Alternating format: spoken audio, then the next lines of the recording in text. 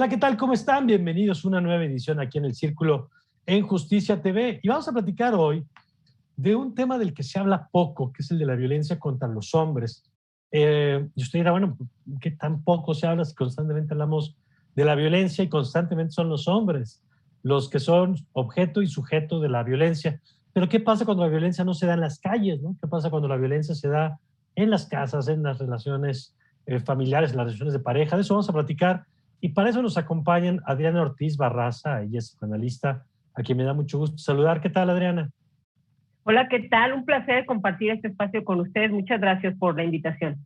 Gracias a ti, Adriana. Y también nos acompaña Ali Siles, él es investigador del Centro de Investigaciones y Estudios de Género de la UNAM. ¿Qué tal, Ali? Hola, ¿qué tal? Buenos días. Gusto estar acá. Gracias por estar aquí con nosotros. Y bueno, yo quisiera empezar, Adriana, por decir que es un tema del que quizás se habla poco, ¿no? Lo cual no deja de ser curioso en un país en el que la violencia es casi el hilo conductor de buena parte de la conversación pública.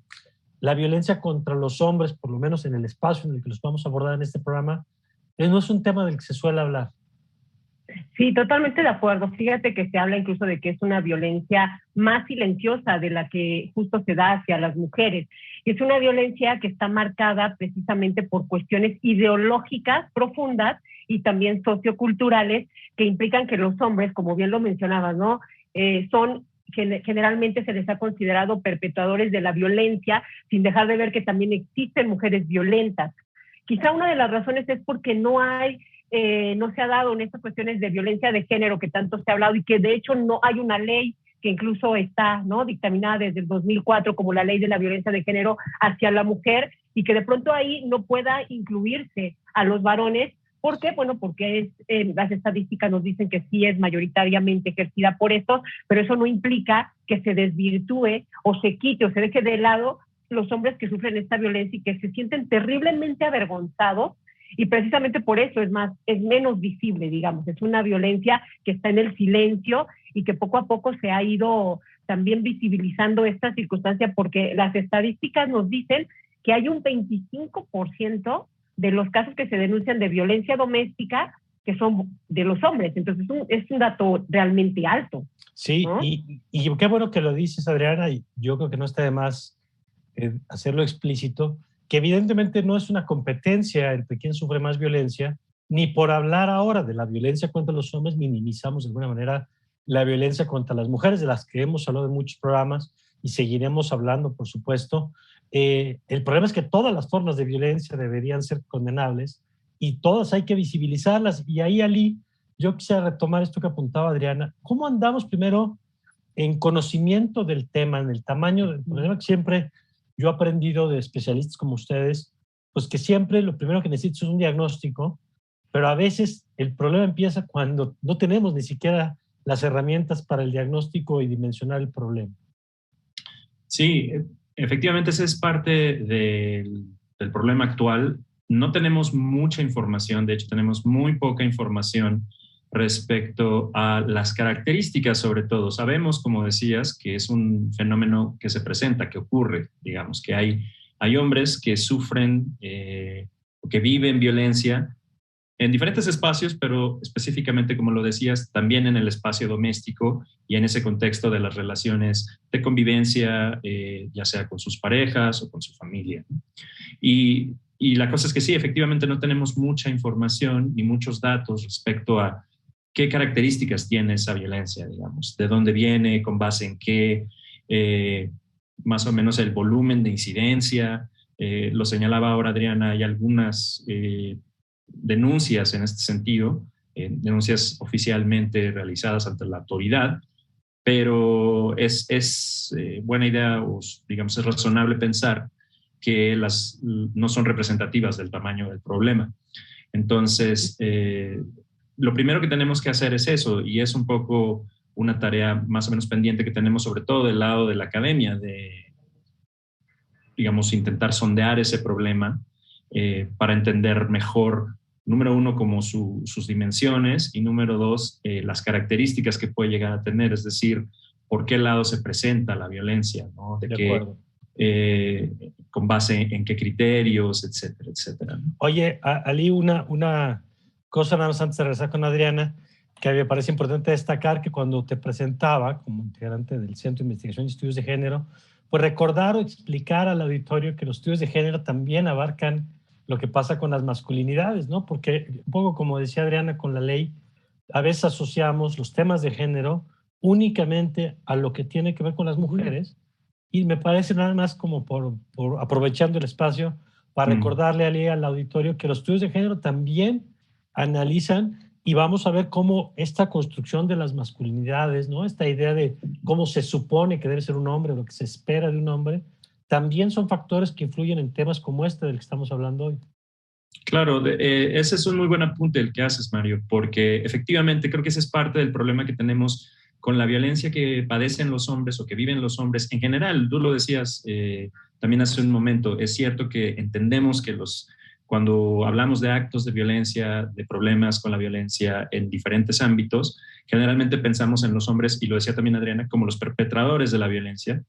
Pero también es cierto que en la gran mayoría de los casos quienes reciben la violencia también son hombres, es decir, en términos estadísticos o en términos puramente cuantitativos, son más los hombres que viven violencia, también, digamos, del lado receptor. Y el problema justo está en lo que estás señalando, que solemos pensar eso de alguna manera por fuera de la configuración de género y no tanto en los hombres como también producto del orden de género, es decir, el ser hombre y el entenderse como varón o como persona masculina, etcétera, también pasa por la configuración de género, y entre ello, por ejemplo, existen estas ideas, como tú decías muy bien, de lo que debe ser un hombre, muy ligadas con la resistencia, el aguante, la valentía, el arrojo, digamos, que ponen a los hombres en una posición particular en términos de padecer violencia, digamos, mientras más violencia padezco, digamos, de cualquier manera, estando sujeto de violencia, por ejemplo, el hecho de tener que resistirla, de aguantar, de no quejarse, etcétera, es parte de las ideas, de los mandatos, como los llama la literatura, de cómo debe ser un hombre. Entonces, eso es definitivamente una parte muy relevante del problema.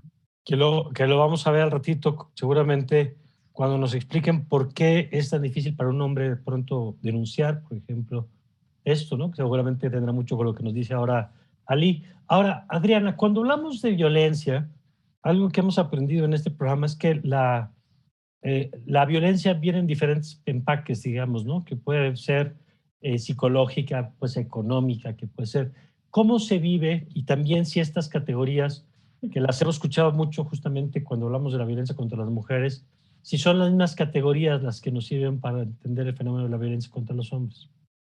Fíjate que sí podríamos hablar de las mismas categorías, aunque en particular hablando de la violencia ejercida hacia los hombres, ¿no? Dentro de la pareja, la más usada es la violencia psicológica. Y justo lo que veníamos hablando, o sea, ¿por qué se relaciona a los hombres con la violencia particularmente? Bueno, por esta parte física, ¿no? Por la cuestión física, por la testosterona, tienden a ser más agresivos, ¿verdad? Y eso es parte de la biología del varón. Y por eso de pronto lo relacionamos a que también es bien visto que un hombre sea violento. O sea, es más visto que un hombre sea pasivo, que sea tímido, que sea retraído, y es más alabado, incluso en los deportes lo podemos ver, que son también una manera en donde se da mucho la agresión, de una manera controlada, o eso es lo que se pretende, porque hay reglas que normalizan esa violencia de los que los hombres pues traen, ¿no? También las mujeres traemos, pero sí la testosterona juega un papel fundamental dentro del organismo. Entonces, no podríamos hablar de una violencia física porque se supone que los hombres son más fuertes que las mujeres, y entonces estaría mucho más complicado que una mujer, ¿no? Por ejemplo, en ese sentido, violentar a un hombre y el hombre no pudiera defenderse. Aunque claro que hay casos en que mujeres han asesinado a varones, por ejemplo, o los han acuchillado, o han hecho como ciertas cuestiones que implican un daño físico. Sin embargo, las estadísticas nos dicen que la violencia psicológica, a través de humillaciones, a través también de provocar este aislamiento en ellos, ¿no? De, oye, no vayas con tus amigos, oye, no vayas a visitar a tu familia, me cae mal, y si vas, entonces yo armo todo una escena, ¿no? Complicada, que dañan finalmente también la autoestima del varón, y que muchas veces por no exhibirse delante de los demás familiares empiezan a hacer que su círculo social se vea totalmente reducido. Y entonces también esa es una de las cuestiones. En lo sexual también habría una manifestación de la violencia hacia los varones, pero más del tipo, en el sentido de empezar quizá a forzarlo, ¿no?, a que se tengan un tipo de actos dentro de la sexualidad que no se desean, o también estos casos de infidelidad que se han visto, ¿no?, de mujeres que han sido infieles con sus parejas.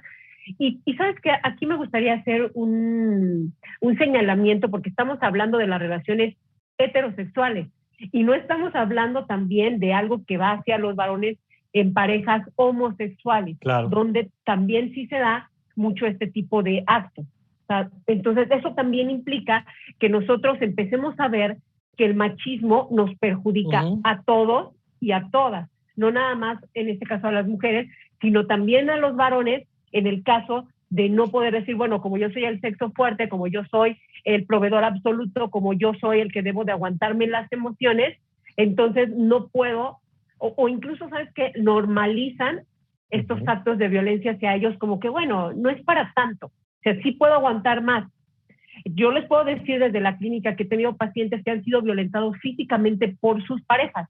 A lo mejor digas, bueno, es un pequeño golpe, pero eso es violencia. Claro. No porque no te duela o porque no te causa o porque no te causa una herida que te lleve a un hospital, quiere decir que no es violencia. Pero los golpes de las mujeres hacia los hombres también dañan, no solamente en el sentido físico, sino en el sentido emocional, porque además obliga al hombre a contenerse, porque todas estas cuestiones de las leyes que nos están protegiendo a nosotras como mujeres pueden ser utilizadas, ¿no?, para decir, bueno, si yo te toco tantito, entonces yo te acuso a ti de violencia de género.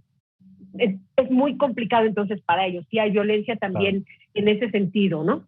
Yo quisiera ahí, Ali, agregar tu percepción sobre este tema, sobre las formas más frecuentes, entendiendo esto que ya apuntaba Adriana, que me parece importante, de tener el espectro amplio de las diferentes formas de violencia.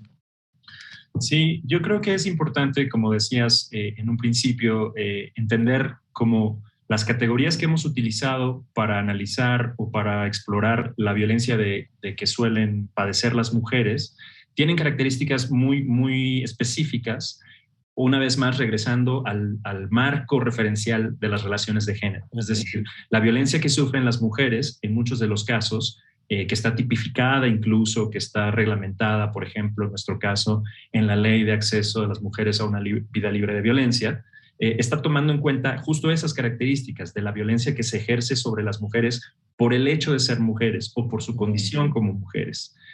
No tenemos algo análogo en el caso de los varones, no tenemos un aparato ni legal ni institucional, ni siquiera creo que teórico o académico para pensar la violencia de la que los varones padecen, también por razones de género, digamos, ¿no?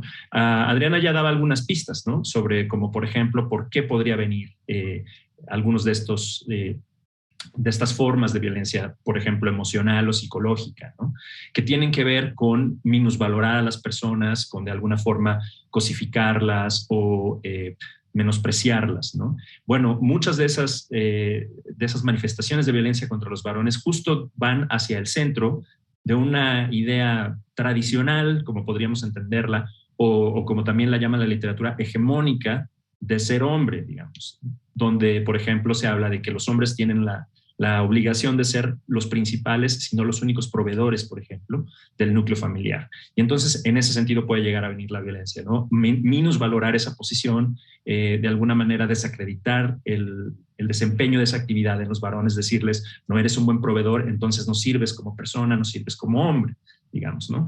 Y ese detalle creo que todavía nos falta mucho por desarrollar, ¿no? Por supuesto, también existen episodios de violencia física, lo señalaba también Adriana, ¿no? Y sobre todo, por ejemplo, puede llegar a pasar en parejas donde hay dos hombres involucrados, porque una vez más, el mandato, como lo señalaba muy bien también Adriana, el mandato de utilizar la violencia como medio legítimo para solucionar conflictos, para ejercer control, etcétera, es un mandato cultural mucho más propio de los hombres que de las mujeres. Entonces, también por eso de pronto resulta escandaloso cuando una mujer decide, por ejemplo, ejercer violencia física sobre un varón, como lo decía también Adriana, puede resultar difícil de asimilar para todas las personas involucradas, digamos, porque tiene un elemento ahí de estigma, de vergüenza, ¿no? El decir, yo estoy siendo violentado. Y una vez más tiene que ver con esta idea estereotípica de ser hombre, del hombre no puede ser violentado porque es más fuerte. Sí, entonces, ya me imagino a un hombre diciéndole a sus amigos que su pareja, mujer, lo maltrata, ¿no? Y la respuesta de los hombres, o la respuesta incluso a veces de las propias autoridades, ¿no? De un ministerio público cuando se llega a presentar una denuncia en donde la persona que te está atendiendo probablemente también tenga en la cabeza los mismos prejuicios de los que estamos hablando, ¿no? Claro, efectivamente. Y entonces creo que esa es una dimensión muy particular, por ejemplo, que tiene la violencia que los hombres padecen, y que me regresa a esta idea de la violencia que las mujeres reciben, de la que son víctimas o de la que tienen que padecer en el ámbito doméstico específicamente, tiene características muy específicas que están atravesadas por el género. Bueno, lo mismo pasa con la violencia que algunos hombres experimentan en el espacio doméstico, y hay que investigarlo mejor, digamos, para tener una mejor idea y poder avanzar, por ejemplo, hacia un marco tal vez legal, digamos, que nos permita, o institucional, que nos permita lidiar mejor con esa violencia. De acuerdo. Y en el entendido además de que puede haber hombres violentos heterosexuales, hombres violentos homosexuales, como decía hace rato Adriana, y que estas relaciones de abuso se pueden dar en cualquier tipo de relación. El elemento común en lo que estamos analizando el día de hoy es que la víctima de esa violencia es un hombre, independientemente de la pareja, porque algo que es evidente, pero no está de más repetir, que la preferencia sexual no determina pues ni la calidad de la relación ni el tipo de relación que se establece. Y así como hay relaciones de pareja sanas, pues hay relaciones de pareja marcadas por la violencia, sean estas de pareja heterosexual o homosexual. Vamos a hacer una pausa. Yo a la que regresemos, yo le quiero preguntar a Adriana y a Ali el tema de, sin de ninguna manera responsabilizar a las víctimas de la violencia, sí entender un poco los mecanismos sobre los cuales se produce esto. Hablaba hace rato Ali del el menosprecio o el desprecio, el hacer sentir menos a la persona y tratar de entender pues qué pasa por la mente de alguien que es víctima de violencia, entender qué factores juegan, ya nos dirán ahorita Adriana y Ali, si factores de la infancia, como hemos visto que muchas veces tiene que ver entornos de infancias violentas también llevan a relaciones de violencia o como víctimas o como perpetradores, pero donde la violencia está ahí presente. Si les parece, de eso platicamos regresando de esta pausa. Ya volvemos.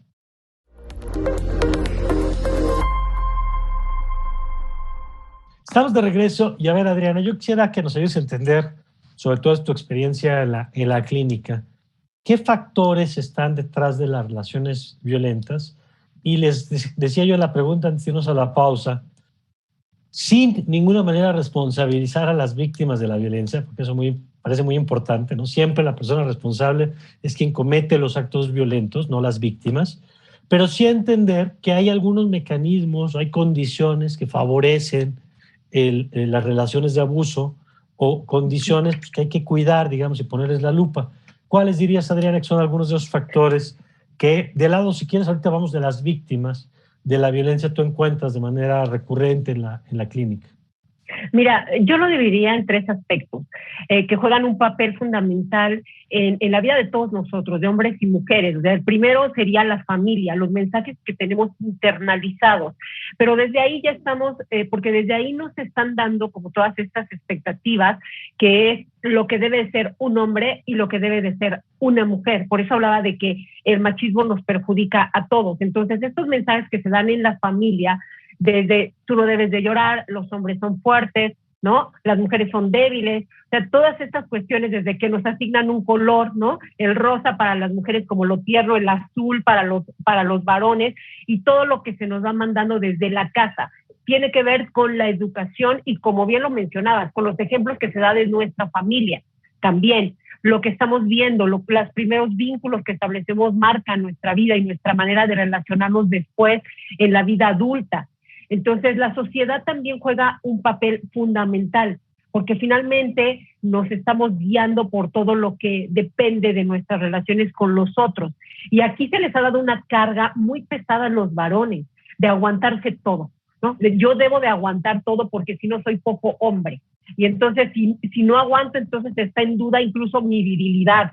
Y entonces yo debo de ser como toda esta parte agresiva y violenta, pues siempre, ¿no? O sea, se nos da todo esto a través de nuestra cultura también. Y por último, los medios de comunicación también juegan ahí un papel, pues, fundamental, porque nos estamos guiando también por ellos, nos estamos influidos. Nosotros podemos ver, por ejemplo, los comerciales y vemos a los varones que no hacen actividades domésticas. Ahora ha cambiado eso, se ha venido trabajando en eso sin duda, pero siempre era como esta situación: un hombre no lava la ropa, un hombre no lava los trastes, un hombre debe de salir a trabajar, o un hombre se le ve haciendo comerciales de autos, ¿no? O sea, como es el que tengo el poder y tengo el control de las cosas. Entonces, estos tres aspectos nos influyen en lo que es nuestro estereotipo de género de un varón.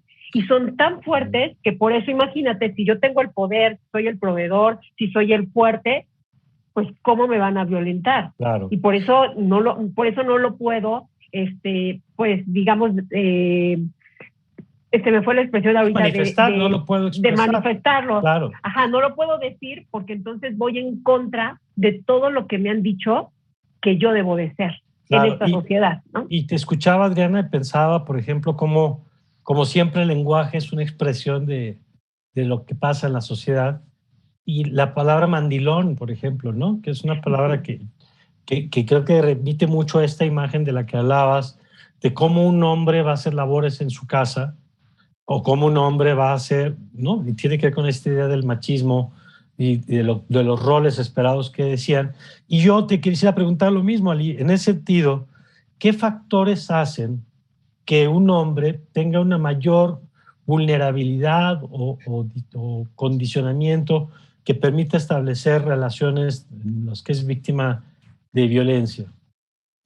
Bueno, otra cosa que es importante tomar en cuenta, y lo señalaba un poco Adriana, es el entorno social en el que vivimos. Es un entorno en muchos sentidos muy violento, digamos. Aprendemos que la violencia es un modo de comunicación y un modo de interacción con otras personas muy común, viable, válido, eficaz inclusive. Entonces, eso lleva a que normalicemos mucho la violencia, ¿no? Y como lo decía hace un momento en el bloque anterior un poco Adriana, digamos, es muy fácil justo normalizar y pensar que ciertas conductas violentas, por menores o mayores que sean, son tolerables y son, digamos, poco dignas de atención. Entonces, un tema, por ejemplo, que yo he encontrado trabajando con varones, el tema de la violencia es, por ejemplo, cómo están expuestos a niveles muy altos de violencia desde muy jóvenes, no solamente en el entorno familiar, que incluso a veces eso puede no ser tan violento, pero otros entornos igualmente importantes en la vida, sobre todo en las etapas formativas, como puede ser el entorno escolar, ¿no? El contexto escolar, son contextos en los que se presentan niveles muy altos de violencia. Por ejemplo, lo que conocemos como bullying, ¿no? O lo que los propios varones identifican como bullying, o el llevarse con los compañeros, con la gente con la que conviven constantemente. Eso es, por ejemplo, algo que aparece de manera muy recurrente en las narrativas de los varones, digamos, de tener desde muy joven que entrar en una dinámica de llevarse pesado, no dejarse, mostrar que uno también puede ser violento. La idea de las novatadas, por ejemplo, ¿no? Por ejemplo, ¿no? Exactamente. Y la cosa de, bueno, estás en el grupo, entonces tienes que participar de cierto nivel de violencia verbal, psicológica, incluso física, ¿no? Entonces, yo creo que todas estas cosas de alguna manera nos predisponen a que la violencia, como decía, es un vehículo de interacción entre personas válido, eficaz, que sirve, digamos, y que en algunos momentos incluso es lo más apropiado, ¿no? Si alguien me violenta, yo violento de vuelta, respondo, ¿no? Etcétera, etcétera. Entonces, la cosa va mucho, creo, en ese sentido, ¿no? Por otro lado, también, otra cosa, por ejemplo, que los varones refieren es vivir en contextos igualmente violentos en sus comunidades, por ejemplo, ¿no? Expuestos a violencia criminal, por ejemplo, ¿no? Puede ser en términos como de asaltos, etcétera, o incluso criminal organizada, como en algunas localidades se presenta y tal. Entonces hay un ambiente violento, digamos, en general. que una vez más nos ha hecho de alguna forma tolerantes a formas de violencia bastante radicales, ¿no? Y como lo decía también un poco Adriana, digamos, el discurso público, la discusión pública, pues ya ha asimilado muchas formas de violencia también. Y además vivimos con expresiones tan radicales de violencia que las más menores nos parecen casi irrelevantes. Entonces yo creo que eso también ayuda, además de lo que ya decíamos. A la normalización, claro. Que tienen los hombres de aguantar, digamos, de ser fuertes, de mostrar fortaleza, de no parecer vulnerables ni débiles, ¿no?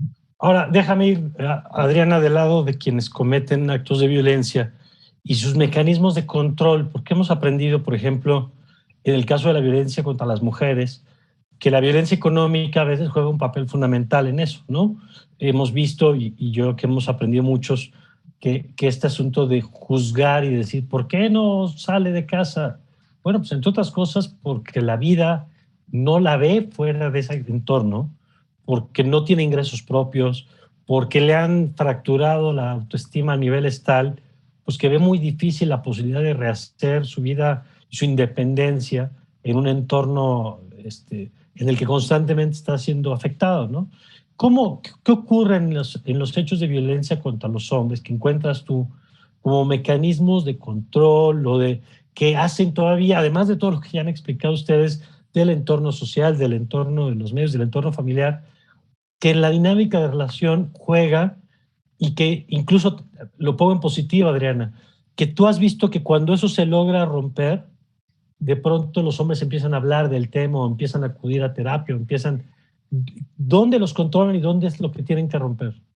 Es bien difícil, ¿no? Es bien difícil lo que dices, porque creo que todo lo que hemos hablado tiene que ver con una gran falta de información de parte de los varones. O sea, si bien se ha dado con las mujeres, ¿no? De crear leyes, de empezar a decir, oye, esto es violencia, un pellizco es violencia, una mala palabra es violencia, ¿no? O sea, en los varones eso lo tienen que desaprender, porque justo lo que hemos hablado ahorita es, aprende a ser violento, está bien ser violento, aguanta la violencia, no llores, aparte si te quejas, pues eso es de débiles, ¿no? Y tú no eres débil. Entonces, tenemos que empezar a trabajar, al menos en venir a terapia, los pacientes empiezan a entender lo que es violencia y que están siendo objeto de eso por parte de sus parejas.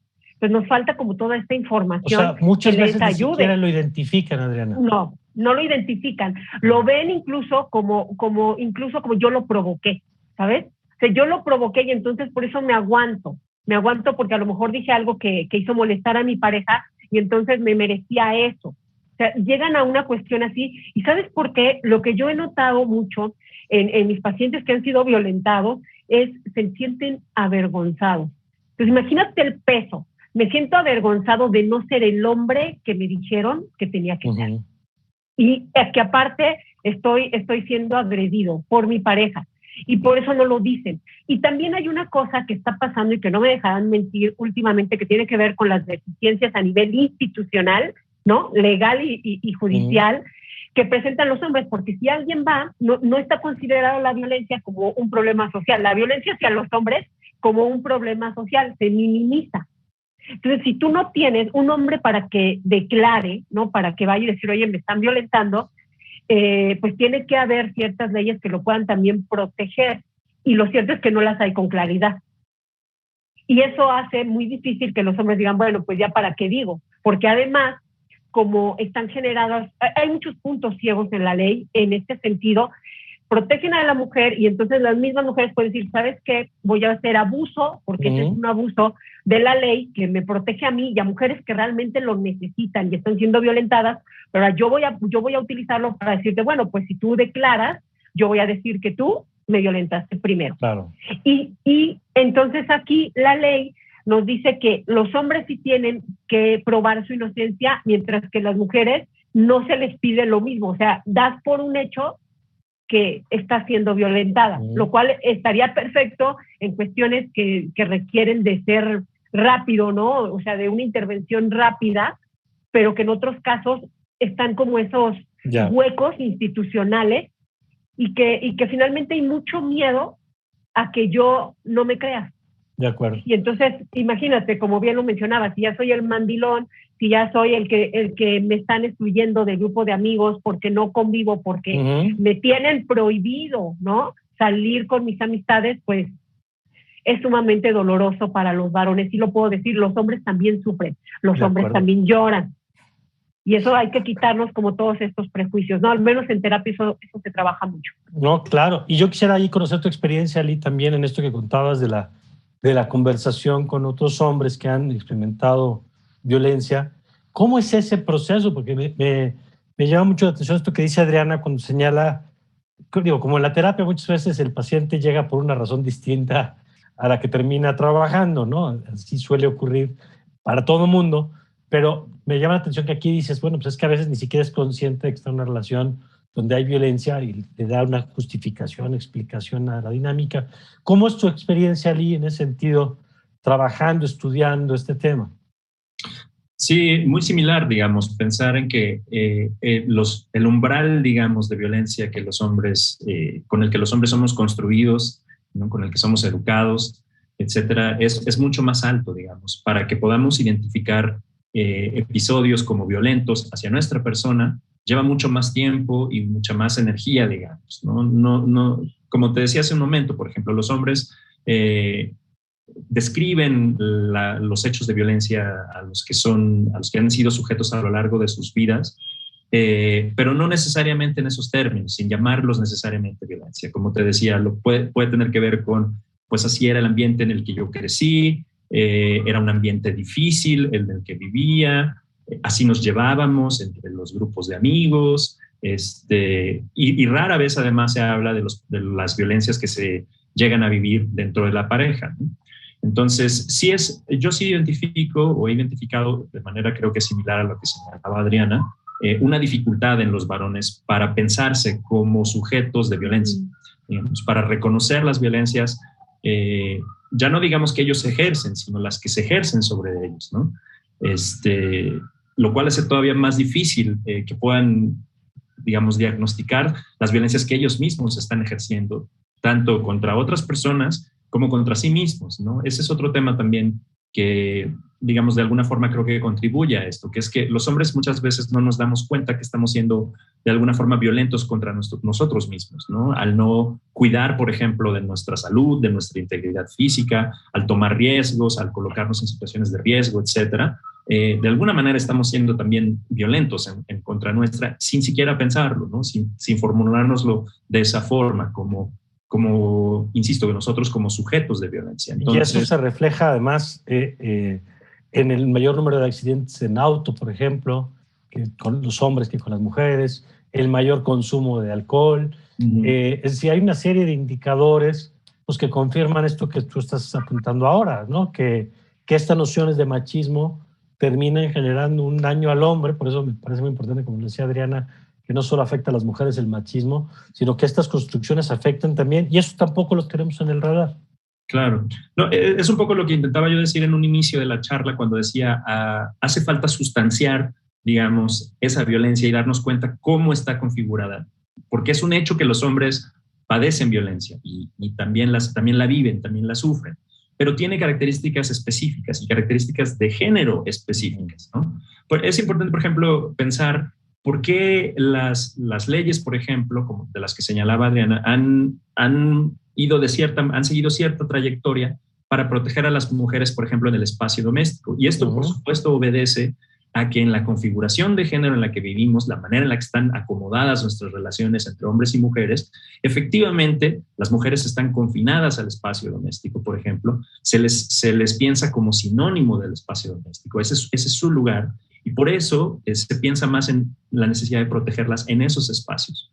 Pero los hombres, por ejemplo, se nos ha asociado más con el espacio de lo público y con las posiciones, además, de liderazgo, como lo señalaba también Adriana, ¿no? Digamos, el ser el controlador, el ser el que manda, etcétera, ¿no? Entonces, las violencias que los hombres padecen, digamos, inevitablemente van a estar relacionadas con esas posiciones que ocupan o que ocupamos, ¿no? O que se nos asignan social, cultural e históricamente. Entonces, a eso me refiero, digamos, hay que entender bien cómo está operando y qué formas está tomando esa violencia, ¿no? Creo que aunque los hombres padecen violencia en el espacio doméstico, no es igual, por eso decía yo hace un momento, que la que padecen las mujeres, ni viene de las mismas fuentes necesariamente, ¿no? Entonces, no son necesariamente comparables o equiparables en ese sentido, pero eso no quiere decir que no existan. Y que no deban ser atendidas, por supuesto. Claro. Vamos a hacer una pausa y ahora que regresemos, les voy a preguntar aquí a Adriana, ¿cuáles son experiencias exitosas frente a este tema que hemos hablado? A mí me queda claro que con lo que nos han explicado ustedes hay factores culturales que tenemos que atender, que hablar del tema es una de las tareas pendientes y que qué bueno que lo estamos haciendo en este espacio, pero ¿qué experiencias exitosas hay tanto en lo individual, de casos incluso de clínica, donde han logrado en este proceso de toma de conciencia primero de reconocer a la violencia y nombrarla, y luego qué pasa, ¿no? Cómo se logran romper esas espirales, y en lo política social, que ya nos han apuntado algunas cosas que van desde el marco legal hasta el diseño de las instituciones. Bien decían ustedes, de veras, yo imagino a un Ministerio Público hombre recibiendo un hombre denunciando violencia de una pareja mujer, y estoy seguro que no va a ser bien recibido, bien procesado, y incluso entender, ahora que regresamos de la pausa, ¿por qué de pronto es tan difícil hablar y qué hace que de pronto se pueda hablar? Que eso lo hemos ido aprendiendo cada vez más, ¿no? Que las víctimas de la violencia a veces tardan muchos años en poder hablar y luego socialmente les decimos, ¿pero por qué hasta ahora? Bueno, vamos a entender por qué hasta ahora regresando de la pausa. Ya volvemos.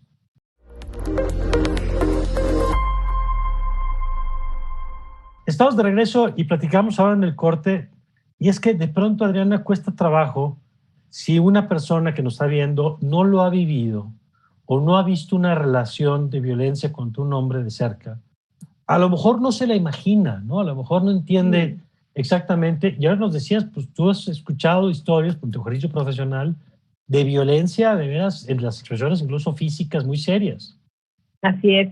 Mira, yo lo que creo que es bien importante aclarar es que al hablar de la violencia ejercida hacia los hombres por parte de mujeres o por parte de sus parejas, no estamos negando la violencia que también existe hacia la mujer, que de pronto creo que ese es un tema muy quisquilloso, que no nos ponemos de acuerdo y que dicen, es que ¿por qué hay pobrecitos hombres? ¿No? O sea, ahora resulta que también quieren ser los protagonistas. No es así.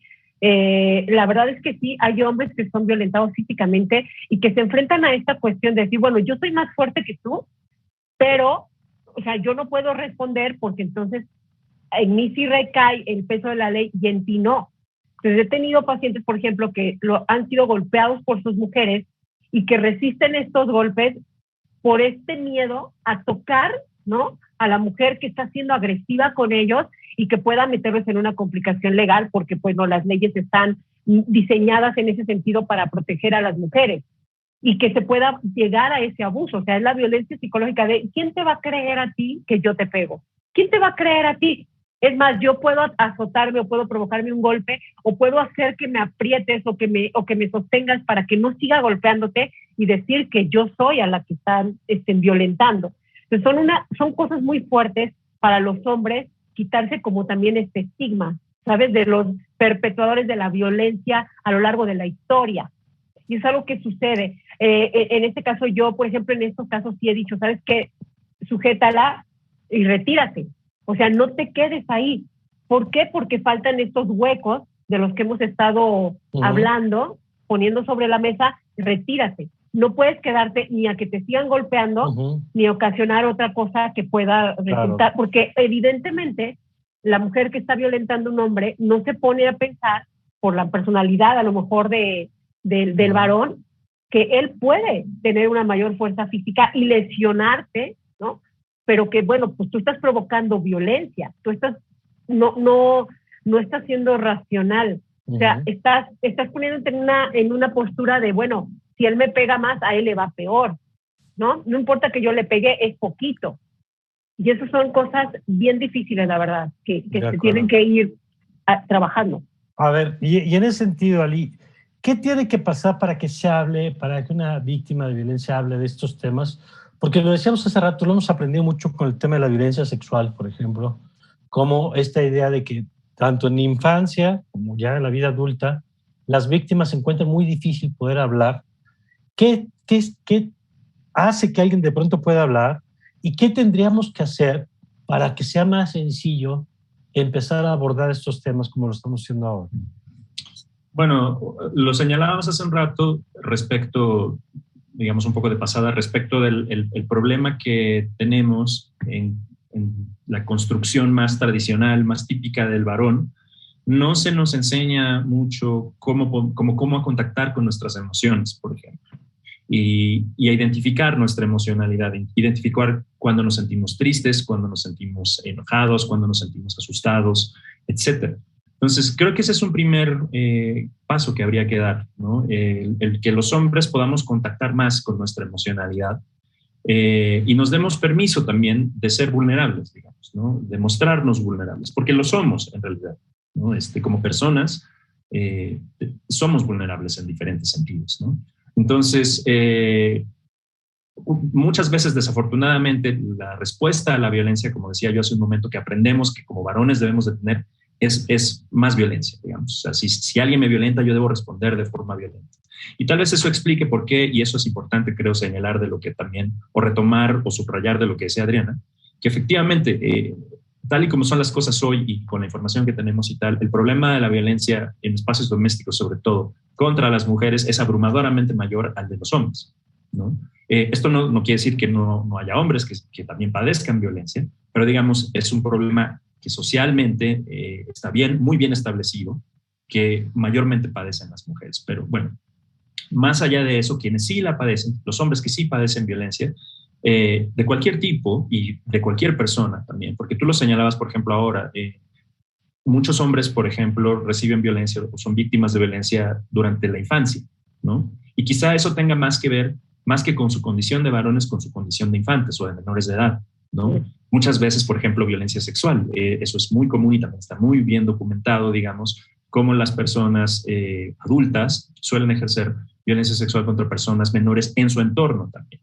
Y eso es difícil de procesar en términos, digamos, emocionales, ¿no? Como quizá Adriana tenga mucha más luz en ese sentido, ya que es la especialista, digamos, en los temas psicológicos, digamos, pero efectivamente, o sea, pasa por un mejor contacto con las emociones y un mejor conocimiento de las emociones que los hombres, insisto, por la configuración tradicional de ser hombre, no tenemos o tenemos en mucha más medida o de manera mucho más limitada que las mujeres. Entonces, creo que por ahí es un buen momento por donde empezar, digamos. Pensar que no está mal sentirse triste, no está mal sentirse enojado, frustrado, no está mal sentir miedo, digamos. Esas son partes de la experiencia humana que a los hombres en muchos códigos culturales nos han prohibido. Como decía Adriana, los hombres no lloran, los hombres aguantan, no acusan, etcétera, ¿no? Bueno, hay que empezar a darle la vuelta a eso y eso pasa por reflexionar colectivamente. Existen grupos, digamos, en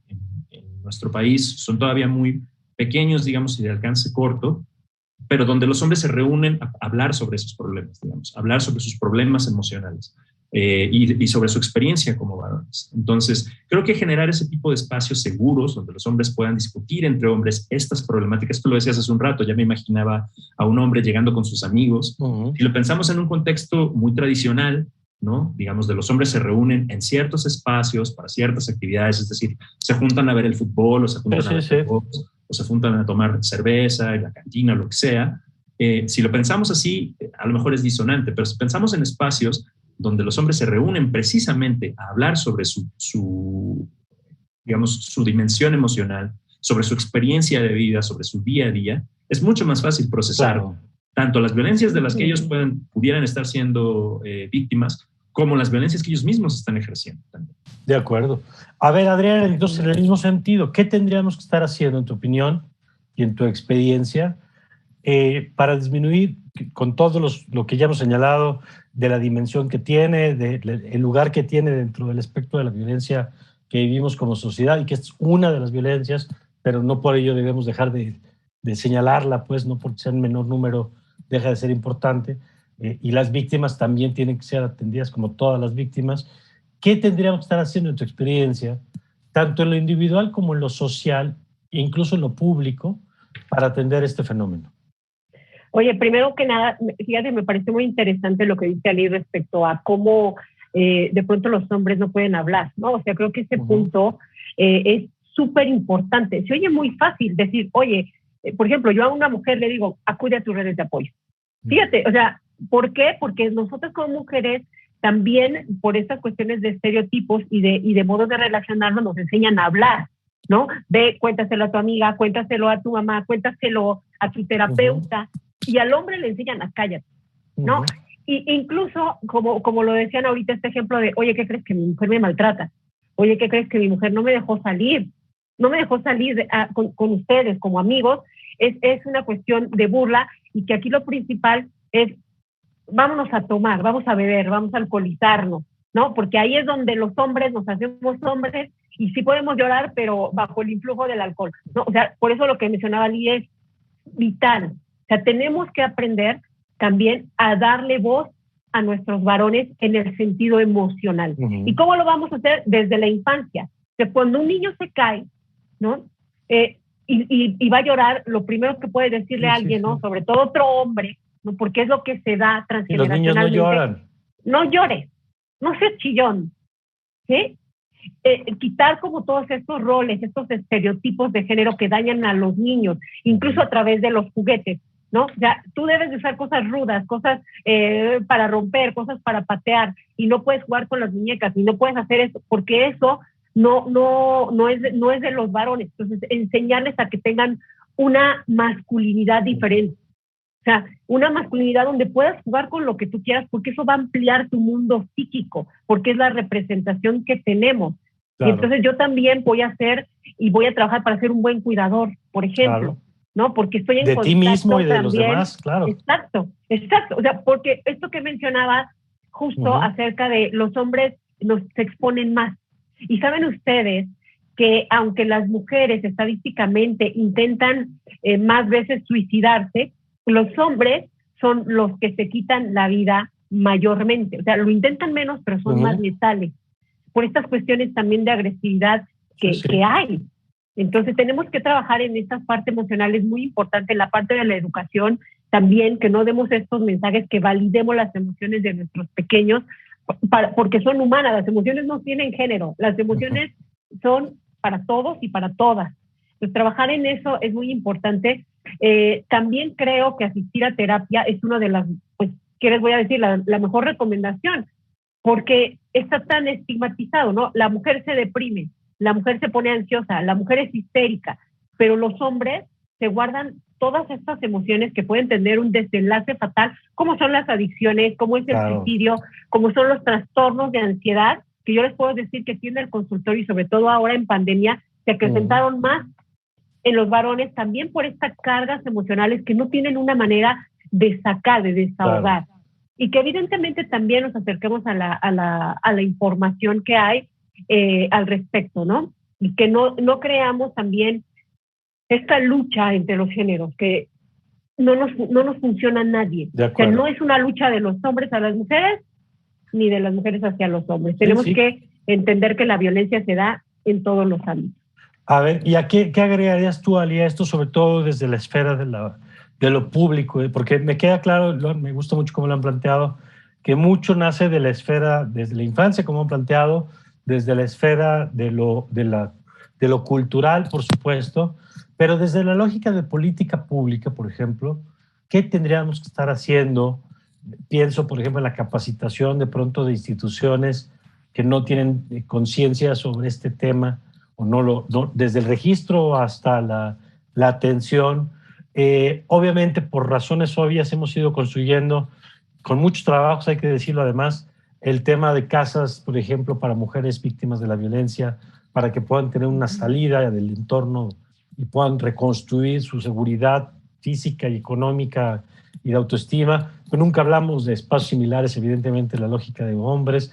En tu opinión, Ali, incluso con experiencia internacional, ¿qué tendríamos que estar atendiendo en ese sentido? Bueno, claro, como decías, en virtud de lo urgente que ha sido el problema para las mujeres y la movilización, también hay que decirlo, que las mujeres mismas han propiciado, digamos, el movimiento de mujeres, feministas, etcétera. La afortunada y necesaria movilización que ha dado, claro. Por supuesto, digamos, a eso también obedece, ¿no? Y es una conquista más que una dádiva graciosa de las instituciones, es una conquista de las mujeres. No hay algo similar todavía en muchos sentidos. No hay incorporada esa perspectiva de género, también considerando a los hombres en muchos de los espacios institucionales. Tú lo mencionaste varias veces, ¿no? La dificultad que podría tener un varón en a lo mejor hacer una denuncia o en buscar apoyo de las instituciones, porque no existe siquiera la idea de que eso sea posible. Entonces, eso en general nos falta, digamos. Hay pocas políticas públicas que incorporen a los hombres vistos desde una perspectiva de género, digamos, ¿no? Y eso pasa tiene diferentes dimensiones o está en diferentes dimensiones. Puede tener que ver con, por ejemplo, desde el ejercicio de la paternidad hasta los derechos de salud de los varones, digamos, como ciudadanos, etcétera, pero del género masculino, hasta este tipo de asuntos, de un derecho de los hombres también a una vida libre de violencia, digamos, ¿no? Son conceptos que ni siquiera hemos discutido mucho en la teoría o en la academia, entonces habría que empezar por ahí y después empezar a ver cómo lo incorporamos a la política pública. Hasta ahora creo que no hay casi nada de políticas públicas que incorporen una visión de género pensada o enfocada en los hombres. Entonces, hay un montón de trabajo que hacer en ese sentido. Pensar, por ejemplo, como decía hace un momento, qué características tiene la violencia que sufren los hombres, ¿no? No podríamos nada más decir, bueno, lo que ha funcionado para ayudar de alguna forma la situación de las mujeres, ahora trasladémoslo a los hombres, porque no es la misma situación. No sufren los mismos tipos de violencia, ni por los mismos motivos, ni en las mismas proporciones, etcétera, ¿no? Entonces, hay que tener en cuenta esas particularidades e intentar incorporarlas a la política pública. Muy, muy claro, Ali. Adrián, ¿alguna idea final para despedir el programa, por favor? Bueno, pues efectivamente, ¿no? Entender esto, que no que no se niega la violencia hacia los hombres, que efectivamente tampoco se niega que hay mujeres violentas, que hay mujeres que pueden dañar a otros y a otras, ¿no? Y que sí tenemos que trabajar en dar toda esta información para que se erradique la violencia de manera general y que sí haya una verdadera equidad e igualdad de género, porque aquí estaríamos hablando también en ese sentido hacia los varones. De acuerdo. Pues yo les quiero agradecer mucho a los dos que nos hayan acompañado. Adriana, muchísimas gracias. Un placer, un gusto estar aquí. Muchísimas gracias. Gracias, Ali. Muchas gracias, Mario. Muchas gracias, Adriana, por la charla, y a todas, a todos quienes nos siguen. Igualmente, gracias por escucharnos. Gracias, Ali. Gracias, Adriana. Y mire, yo sé que usted en estos programas de pronto encuentra información que le puede ayudar o que sabe que alguien vale la pena que escuche, que mire este programa, que a lo mejor le puede ayudar a tener más herramientas hasta para identificar conductas, para saber que hay alternativas, para poder hablar más de estos temas. Así que si quiere compartirlo a través de nuestras redes, se lo vamos a agradecer. Yo soy Mario Campos, le agradezco su complicidad de siempre, le invito a que continúe con nuestra programación aquí en Justicia TV y le deseo que tenga usted un magnífico, pero magnífico día.